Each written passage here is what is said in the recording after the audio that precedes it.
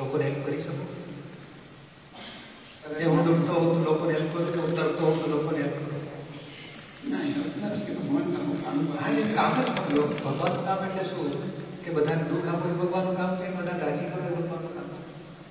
કે ભાઈ ઝાડ કાપ્યા કરવાનું, ઘાસ કાપ્યા એ ભગવાનનું કામ હશે. લોકોને હેલ્પ કરવી જોઈએ ને. ભગવાનનું કામ એટલે શું? દરેક જીવને સુખી કરો, કોઈ જીવ દુઃખ ના આપો. નહીં કોઈ માંદો માણસ હોય તો હેલ્પ કરે તો સારું કહેવાય કે ગરીબ હોય એને કઈ મુશ્કેલી આપણે દૂર કરીએ તો હેલ્પ કરી કહેવાય. બધાને હેલ્પ કરવું એ ભગવાનની સેવા કરો, પરોપકાર કરો. ને આખા ઝાડ આંબો જિંદગીમાં પોતાની એક કેરી ખાતો નથી, પથરા મારે એને કેરી આપે છે. આ ગુલાબ બધા પોતાને સુગંધ લેતો, મારું ગુલાબ કેવું સરસ છે, નાનકડો છે તો ના, એ બધા લોકોને આપી દે છે. આ ઘોડો એ બધા લોકો ઘોડા ગાડી લોકોને બધું ઘોડા લોકોને હેલ્પ કરે. મનુષ્ય બધી જ્ઞાતિ જાતિ બધું મનુષ્યને હેલ્પ કરનારું છે. તો મનુષ્ય પોતાનું મન વચન કાંઈ કોઈને માટે વાપરવા છે. તો આપણે એ જ ભાવના છે, આપણે એ જ કરવા માંગીએ છીએ. એ મોક્ષ પછી હોય બીજા દુઃખ ના આપો. Charity begins from home. તો આપણા ઘરમાંથી દુઃખ ના આપવાની શરૂઆત કરો. મારી વાઈફને દુઃખ ના પડે, મારા છોકરાને દુઃખ ના આપો, મારા મા બાપને દુઃખ ના આપો, મારા ધંધામાં નોકરીમાં મારા અડોશી બોસને મુશ્કેલી ના પડે, કલીગને કે આસિસ્ટન્ટને દુઃખ ના આપો. એટલું થઈ ગયું, ભગવાન રાજી થાય. ના બરોબર છે, સમજાય? તમને દુઃખ ગમે કે સુખ ગમે? મને એની સમજણ નથી, પણ ના પણ આપણે સફોકેશન થતું એ મજા આવે કે રિલેક્સ હોય તો સારું લાગે. રિલેક્સેશન હા, અને પરમાનન્ટ રિલેક્સ રહે તો વધારે સારું કે તો પરમાનન્ટ રિલેક્સ અને આપણે મોક્ષ આપણને ત્યાં બેસાડશે કે તમારો મોક્ષ બેસો અહીંયા. કોઈ માસી સાસુ બેઠા નથી, આપણી માટે ચા નાસ્તો બધું રાખી લે. આ દુનિયામાં જ આપણને દુઃખોથી મુક્તિ થવી છે. કોઈ અપમાન કરે, કોઈ નુકસાન કરે, કોઈ આક્ષેપો આપે, કોઈ ગમે તેવા આપણો ભોગવે આપણે, તો આપણને દુઃખ ના થવું જોઈએ. પેલા દોષ ના દેખાય, કોઈને દુઃખ ના આપીએ, કોઈથી દુઃખી ના થઈએ, તો અહીંયા જ પહેલા નંબરનો મોક્ષ કહેવાય. મોક્ષ શબ્દ એટલે શું? મુક્ત. પણ શેનાથી? તો દુઃખોથી મુક્તિ. લોકો એમ જાણે કે મારા ભાઈની છોકરા છોડી દેવાના, ઘર બહાર છોડી દેવાનું, પછી મને કંઈક એકલું મારું શું થશે? અરે એવો કંઈ મોક્ષ નથી. અહીં કોઈ બધાની સાથે રહો અને ખૂબ કામ કરો, લોકોનું કામ કરો, જાતની. આપણા તો કેવું છે, મારા ભાઈ છોકરા, મારા ધણી, મારા એટલા બધું ધ્યાન રાખે છે. અરે તું ડેરાણી છોકરો આવ્યો તો ચોકલેટ મૂકી દો, પછી એ જાય, પછી કાઢ આપણું ભેદ. ઇન્ડિયાથી કેરી આવી હોય ને તો કેરી વાળો છોકરા ના ખોડા, ડેરાણી ના કહેશે તો ભાઈ માટે જો ને એમ નહીં આપવાની કહેશે, એ તો કોકાય છે, એ ત્યાં ઇન્ડિયાથી આવ્યા છે. એમ તેમ કરી પછી આપણે છોકરાના મગજમાં ઘુસાડે કે જોડે ભેદ પાડે. હવે ભેદ એ સુખ કહેવાય કે દુઃખ કહેવાય? દુઃખ કહેવાય. એટલે આપણે જ બધા આપણે ગધી ઘેડામાં છીએ તો બધાને હરખું ભાઈ થોડું થોડું આપો, હરખું આપો, કેવા હાર્ટીલી લાગે. હાર્ટીલી એમ તો સુખ કહેવાય. એવું થાય તો બહુ થઈ ગયું. એવું તો ફાવે કે નહીં? પરંતુ વાસ્તવિક વાતની અંદર એવું થાય છે કે જેને કે વી believe in goals, V believe in achievement, V believe in goals, achievements, અને કે દરેક વસ્તુ perfectionist. We want to do. ભગવાન જો કામ કરું તો બેસ્ટ કલાકૃતિ તારા ચરણે થવી છે. તો એની અંદર શું થાય છે કે જે ઘણી વખત ખરેખર ભગવાનનો ભાવ જ જતો રહે છે. That is true. અને છે ને પાછું યાદ આવે કે ભગવાન તારો ભાવ જતો રહ્યો એટલે then we go back again to the same concept again. પણ એનું કારણ શું હશે? એક ઈગો નહીં, એ ભગવાનને ઓળખ્યા, એ ભગવાન ક્યાં રહેતા હશે, એનું શું નામ છે, એ શું કરતા હશે, શું કરાવતા હશે, એને ઓળખ્યા નથી પૂરેપૂરા. જે રીતે ઓળખીએ છીએ એનાથી હજારો ગણા મોટા ઊંચા સ્વરૂપે ભગવાન છે. આપણે કલ્પનાથી થોડુંક માનીએ આવા હશે તો આવા હશે, મૂળ સ્વરૂપે ભગવાનને જાણે નથી. જાણો ને તો દિલમાંથી જાય જ નહીં પછી ભગવાન. અને પછી આપણે ચૂકીએ પણ નહીં કે ભાઈ કેવી રીતે બધાને હેલ્પ કરીએ, બધું પછી જબરજસ્ત જાગૃતિ રહે. અરે હીરો 10 કરોડનો જોયો હોય તો ભૂલી નથી શકતા આપણે. અને ઘરમાં આપણને આપ્યો હોય ને તો ભલે આમ લાકડાના પોકામાં હોય તો એને હાજરી મૂકવા બધું ધ્યાન રાખીએ છીએ કે આ તિજોરીમાં પાછું અંદરનું લોક કરે, પછી ચોરખાનું બંધ કરે, પછી તિજોરી બંધ કરે, પછી મોઈન કબાટ બંધ કરે, અને બેડરૂમને પછી લોક મારે કે અંદર છે અમારો હીરો. અને તો કોઈ મહેમાન આવ્યો ને બેડરૂમ તરફ જોજો કરતો હોય તો થાય કે આને કેમ આ બાજુ જોજો કરે છે, અંદર હીરા તરફ નજર પડી હશે ખબર હશે. ભગવાનની જે કિંમત હોય ને અનાસ્મરણ કરતા તો અબજો ઘણી કિંમત વાળા છે, ખરેખર અમૂલ્ય છે. એટલે આ મૂળો મૂલ્યવાન કહેવાય, ભગવાન તો અમૂલ્ય જ નહીં. એટલે મફત રાખવામાં લોકો એની કિંમત નથી કરતા, બાકી ભગવાન તો અમૂલ્ય કહેવાય, એની વેલ્યુ જ થાય. અને એ જો એક દિવસ દેખાઈ જાય દર્શનમાં આવે, આપણે એની સાથે સાક્ષાત્કાર થાય ને, પછી જીવનના બધા કાર્યોમાં આપણે ભૂલી ના શકીએ. એ કોઈ દુઃખ આપવાનું ભાવ ના થાય, પણ જેવું મારી અંદર ભગવાન બેઠા છે એવું દરેક જીવ માત્રમાં ભગવાન બેઠા છે. God is in every creature, whether visible or invisible, not in creation. Tape recorder, mobile, stand, પંખા, લાઇટ એ બધા ભગવાન નથી. ખોખા, ખુરશી, ટેબલમાં, લિવિંગ ક્રિએચરમાં, ફૂલ હોય કે કીડી મકોડા હોય કે સ્ત્રી પુરુષ હોય કે કૂતરા કૂતરા, દરેક જીવ માત્રની અંદર ભગવાન બેઠા છે. અને જ્ઞાન સ્વરૂપ છે, પરમાત્મા સ્વરૂપ છે, જ્ઞાતા દ્રષ્ટા પરમાનંદી છે. એવા ભગવાન પણ ખ્યાલમાં રાખવા પણ દરેક જીવ માત્ર બેઠા છે. પણ એનો જો સાક્ષાત્કાર થાય ને પછી ભૂલાય જ નહીં. સમજાય છે? પછી આપણે બધું જીવનના કામો કરીએ ને તે આપણે લક્ષમાં રહે, ના ભગવાન રાજી થાય એવું કરવું છે, બધું દુઃખ થાય એવું નથી કરવું. સમજાય? બીજું કંઈ પૂછવું હોય તો પૂછજો. ફાઇલ છે, સંભાળ નહીં કામ કરવાનું. સમજાય ને? હું શુદ્ધાત્મા છું, મોહિતભાઈ ફાઇલ છે, મોહિતભાઈની ઈચ્છા થાય તો આપણે ભાઈ છે તો ના સંભાળ નહીં કામ કરવાનું. એટલે કશું કર્મ બધાય નહીં આપણે. આપણે કોઈ ધર્મ સ્થળે ગયા હોય, કોઈ પણ આજે સત્સંગમાં આવેલા, હવે કેટલી જગ્યાએ એવું હોય કે ડોનેશન લેવામાં આવતું નથી, દાન આપવામાં આવતું છે. એમ તમે આવો ને તમે અહીંયા જે કંઈ લંચ ડિનર બધું લઈ જાઓ, એ હવે એક ઋણામૃત નહીં કે ના એવું કશું બધા તો નથી. એક લૌકિકમાં બધું ગોઠવેલું કે ભાઈ આપણે કોકના ઘરે ખાઈએ તો હિસાબ નહીં કહેવાય, આપણે ખવડાવવા બોલાવવું પડે, બધી વ્યવહારિક વાતો છે. આ તો એક જાતનું એડજસ્ટમેન્ટ છે. ભાઈ અહીંયા આવે બધા તો બધાને શું થાય કે ભાઈ એને ખાવા પીવાની બધી વ્યવસ્થા હોય તો નિશ્ચિત રીતે સત્સંગ કરી શકે, ગોઠવે છે. બાકી એવું કંઈ અહીંયા કંઈ લોન આપણે પહેલાં કે આ લોન આટલું પૈસા આપો તમારું કામ થશે એવું કશું નથી. આપણે કર્મની દ્રષ્ટિએ તો કશું એવું કશું હોતું જ નથી. એની બહુ બોજો રાખવા જેવો નથી. સહેજ આપણી મમ્મી આપણને જમાડતી હોય તો આપણે એ થઈ જાય કરે રે મમ્મી આટલું જમાડ્યું તો મારી મમ્મીને આટલું જમાડવું જ પડશે. ફાઇલ 1 2 3 ફાઇલની વાત નહીં. આ વ્યવહારિક વસ્તુ છે. એક સામાન્ય આપણે કોઈને ત્યાં ગયા હોઈએ અને નાસ્તો કરાય એટલે કે ઋણાનુબંધ બંધાતું નથી. ઋણાનુબંધ રાગદેશથી બંધાય છે. આપણે અભાવ કરીએ ને કે આ કંજૂસ કશું ખવડાવ્યું નહીં હશે એવું બધું ચિત્તવું ના છે. એક ચાનો ભાવ નતો પૂછતો કહેશે એટલે એ બધું રાગદેશ કરીએ એ ખોટો ભાગ છે. કે આટલો બધો આગ્રહ શું કરે છે? ખાવો ખાવો ખાવું ખાવું તો પાછળ પડે છે, એટલું મગજમારી પડે તો એ વખત દ્વેષ કરીએ, રાગ કરીએ, મોહ કરીએ, એ બધા ખોટા ભાગ. હવે સહજ ભાવેલો સહેજા સહેજ ખોટો ખાવ પીવો ને છૂટા પડો એ આપણે ત્યાં આપણે પ્રેમથી જમવાનું. અને કુદરત કેવી છે? નિયમવાળી છે, એ ન્યાયવાળી છે. એ તમારો બધો હિસાબ લોકો સાથે તમે યાદ રાખવાની જરૂર નહીં, એની મેળે ચૂકવાના જ કરતો હોય છે. આપણે ત્યાં મહેમાન આવે એ કહી જાય, આપણે કોકના ત્યાં જઈએ તો એ આપણે ત્યાં કહીશું. એ વ્યવહાર એમને સામે બધું સફળ થઈને પૂરું થઈ જશે. બહુ નોંધ રાખવા જરૂર નહીં. નોંધ તો આપણે કોઈ દુઃખ થાય નહીં વહીથી એની જાગૃતિ રાખો. હવે અમે જો ને બધાના ઘરે ફરફર કરીએ છીએ તો પછી બધાને ઘરે ખાવું પડે કે ના ખાવું? તમારે કેટલો હિસાબ થઈ જાય? ના આ તો દીપક ખાય એટલે કોણ સંજોગ જ છે. દીપક એ ફાઇલ છે ને એના હિસાબ પ્રમાણે મળી રહેશે ખાવા પર. હા મારે કોઈ મુશ્કેલી ના પડે, કોઈ દુઃખ ના પડે એ ધ્યાન રાખ્યા એમને આનંદ થાય એ બહુ થઈ ગયું.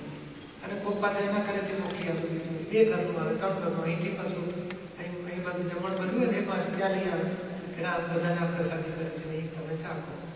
મારે આવે બધું તો થોડું જીભને અડાડવાનું, બધા સંતોષ થવો. એટલે આ કે ને આ ભૌગોલિક વસ્તુ કેવી છે? કુદરત જ એનો હિસાબ સરભર કરનાર છે. તમે આત્માનો ભાગમાં સુધાર કરો અથવા તો ચેતી દેવો કે આપણો આત્માનો ભાગ રાગ દ્વેષવાળો ભાગ એવા બગાડ ના થવો જોઈએ. આ પૌદ્ગલિક સંજોગ સ્વરૂપમાં તો કુદરત બધી વ્યવસ્થા કર્યા જ કરતી હશે. સમજાય ને? તમને એમ લાગે ને કે અમુક સંસ્થા સારી છે ને આ યોગ્ય છે તો ત્યાં દાન આપવું ના આપજો. અને એવું લાગે કે નથી આપવા છે તો બંધ રાખજો. રાગદ્વેષ નહીં કરવાનો. રાગદ્વેષ એ ગુનો છે. આખી આપવું ના આપવું ને એ વ્યવસ્થિત નો હિસાબ હોય છે. કુદરતી રચના છે.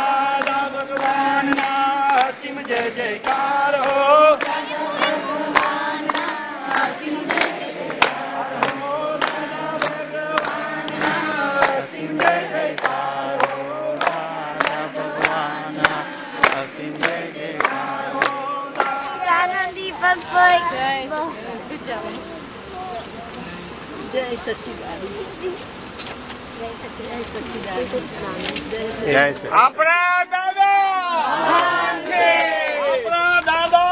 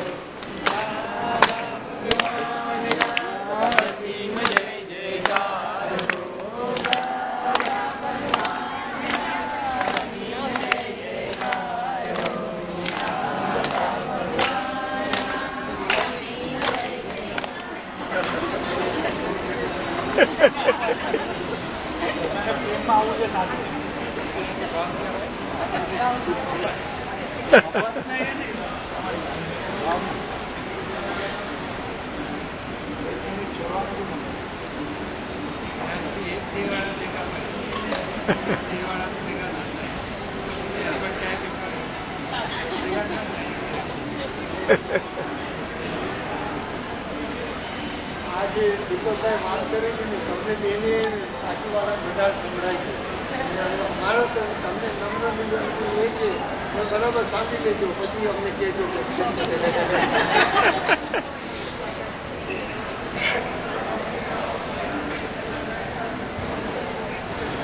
આજે રવિવાર છે ને એટલે બધાને સારું પડ્યું છે. એવરીબડી સો હેપી કે બધાને લાભ મળે એમ.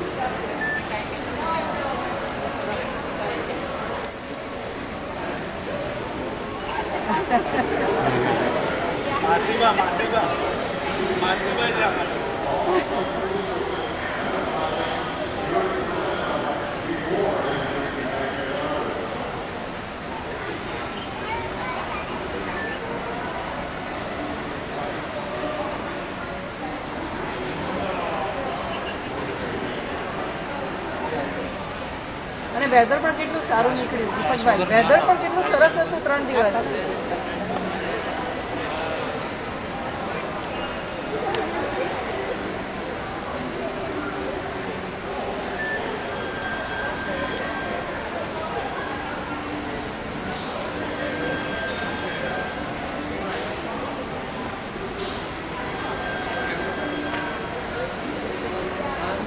પરમાનંદ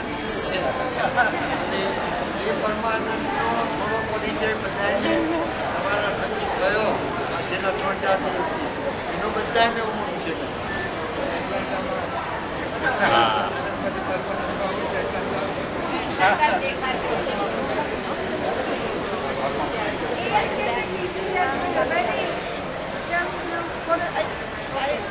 You just look like you have so much positive energy. It really shows. It really shows. દેખાય છે.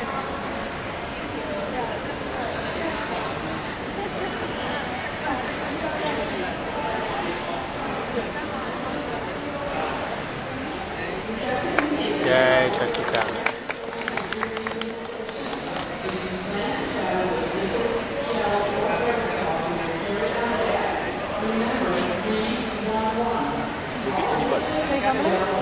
Actually, my flight કાલે 3 વાગે છે. કાલે પાછું પાછળ દુકાન ચાલુ રાખું મમ્મીને ખબર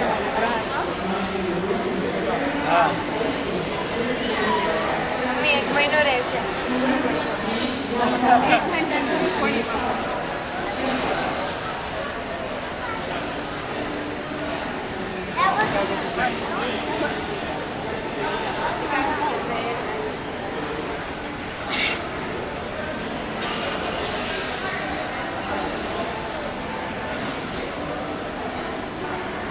જલ્દી જલ્દી પાછા આવજો હવે જલ્દી જલ્દી પાછા આવો One stop is from Chicago.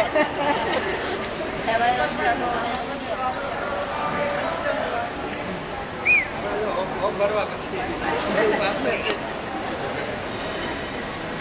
અમને બોલાવી લો ત્યાં જલ્દી ને એમાંથી એક ભરવા પછી શું કરે છે.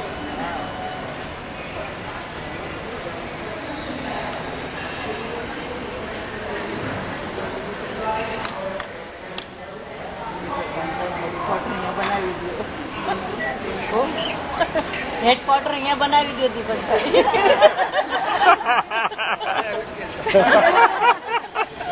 બધા બહુ હેડક્વાર્ટર થઈ જાય પછી.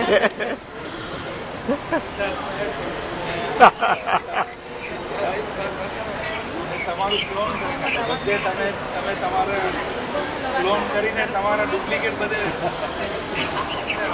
તૈયાર થાય. સેનાપતિ આવશે.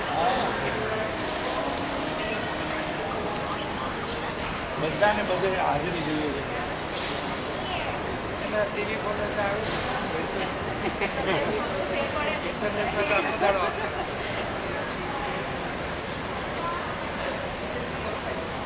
બેનો તો રસોડામાં ચાલુ છે. અમારે એવું જ છે.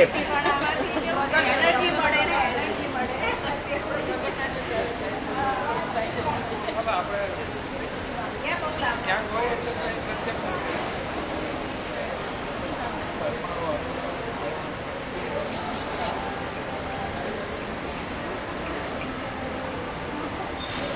હવે ટીવી બંધ છે ન્યૂઝ છાપા વાંચવાનું બંધ છે બધું જ ઇન્ટરનેટ ચાલુ જ બસ એના વગર રસોઈ ન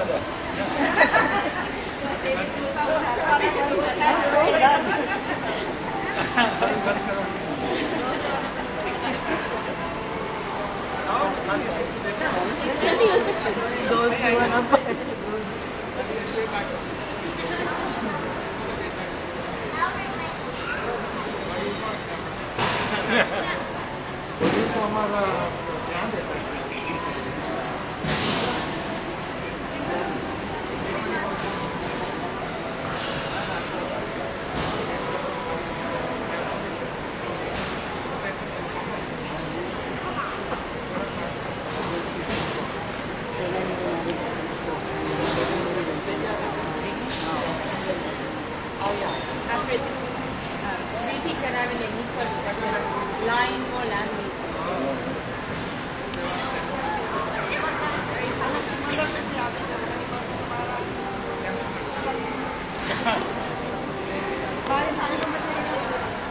ચાલુ